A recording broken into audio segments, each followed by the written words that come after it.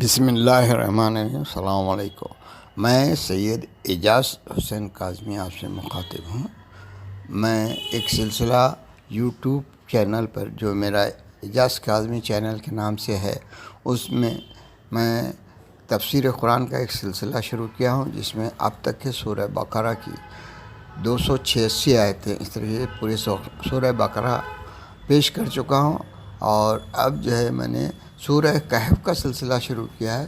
سورہ کہف جو ہے اب تک کہ اس کی 49 آیتیں پیش کر چکا ہوں۔ اب 50 سے لے کر 53 نمبر کی آیتوں کی ترجمہ تفسیر سب پیش ہے، خدمت ہے۔ اور یہ جو میں نے سب کچھ حاصل کیا ہے، یہ جناب علامہ سید ذیشان حضرت جوادی صاحب کی جو تفسیر ہے، تفسیر انوار القرآن سے یہ لیا ہوں، اور اسی کو جو ہے اردو جو ہے پڑھ نہیں پاتے ان بچوں کے لیے پیش کر رہا ہوں، آپ اس سے فائدہ اٹھائیں۔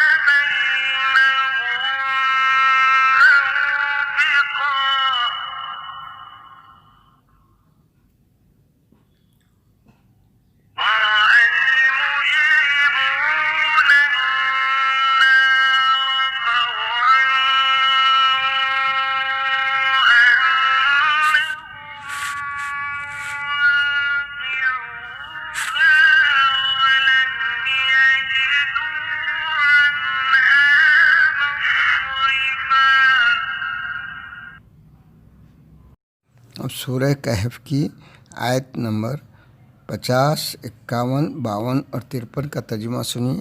یہ ترجمہ جناب علامہ ذیشان حضرت جوادی صاحب نے کیا ہے، اور یہ ان کے انوار القرآن میں موجود ہے، وہی میں آپ کو پڑھ کر سنا رہا ہوں۔ اور جب ہم نے ملائکہ سے کہا کہ آدم کو سجدہ کرو تو ابلیس کے علاوہ سب نے سجدہ کر لیا کہ وہ جنات میں سے تھا۔ پھر تو اس نے حکم خدا سے سرتابی کی، تو کیا تم لوگ بھی مجھے چھوڑ کر شیطان اور اس کی اولاد کو اپنا سرپرست بنا رہے ہو، جبکہ وہ سب تمہارے دشمن ہیں؟ یہ تو ظالمین کے لیے بدترین بدل ہے۔ ہم نے ان شیاطین کو نہ زمین و آسمان کی خلقت کا گواہ بنایا ہے، اور نہ خود انہی کی خلقت کا، اور نہ ہم ظالمین کو اپنا قوت بازو اور مددگار بنا سکتے ہیں۔ اور اس دن خدا کہے گا کہ میرے ان شریکوں کو بلاؤ جن کی شرکت کا تمہیں خیال تھا، اور وہ پکاریں گے لیکن وہ لوگ جواب بھی نہیں دیں گے، اور ہم نے تو ان کے درمیان ہلاکت کی منزل قرار دے دی ہے۔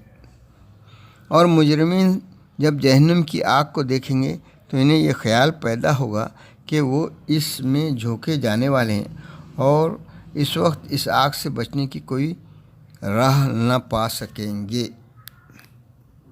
سورہ کہف کی آیت نمبر 50 میں جو یہ جملہ آیا ہے، اور جب ہم نے ملائکہ سے کہا کہ آدم کو سجدہ کرو تو ابلیس کے علاوہ سب نے سجدہ کر لیا کہ وہ جنات میں سے تھا۔ یہاں پر اس کی تفسیر میں جناب جوادی صاحب تحریر فرماتے ہیں، بعض مفسرین کے خیال میں یہ ایک اشارہ ہے کہ ملائکہ حکم خدا سے سرتابی نہیں کرتے، اور ابلیس کی سرتابی کی وجہ یہ ہے کہ وہ قوم جن سے تعلق رکھتا تھا، اور ابلیس حکم خدا میں اس لیے شامل ہو گیا تھا کہ اس نے ملائکہ کی صفوں میں داخلہ لے لیا تھا اور خود اپنے کو حکم خدا کا مصداق بنا لیا تھا، اور ایسا نہیں بھی تھا تو اسے متکبرانہ انداز سے گفتگو نہیں کرنی چاہیے تھی کہ خالق سے اس لہجے میں بات کرنا خود ہی جرم ہے، حکم خدا شامل ہو یا نہ ہو۔ اسی سورہ کہف کی آیت نمبر 50 کے دوسرے حصے میں جو یہ آیا ہے، کیا تم لوگ مجھے چھوڑ کر شیطان اور اس کی اولاد کو اپنا سرپرست بنا رہے ہو؟ اس کے بارے میں جو تفسیر میں جناب جوادی صاحب تحریر فرماتے ہیں، شیطان کی ذریت سے مراد اس کے چیلے اور پیروکار ہیں، جس کی طرف مختلف مقامات پر اشارہ کیا گیا ہے۔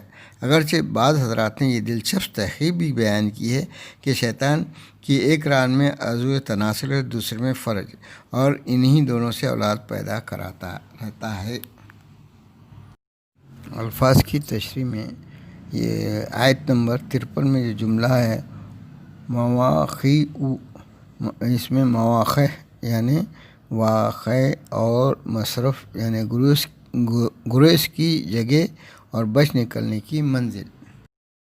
یہاں اس سورہ کے اندر سورہ کہف کی 51 نمبر کی آیت میں کے بارے میں آپ بتا رہے ہیں۔ آیت 51 دلیل ہے کہ بندگان خدا گمراہوں کی کمک حاصل نہیں کرتے ہیں، اور اسی لیے حضرت علی علیہ السلام نے ابو سفیان کی مدد کو، اور امام حسین علیہ السلام نے عبید اللہ بن حر کی مدد کو رد کر دیا تھا، اور یہیں سے جناب ابو طالب کے ایمان و کردار پر مکمل روشنی پڑتی ہے۔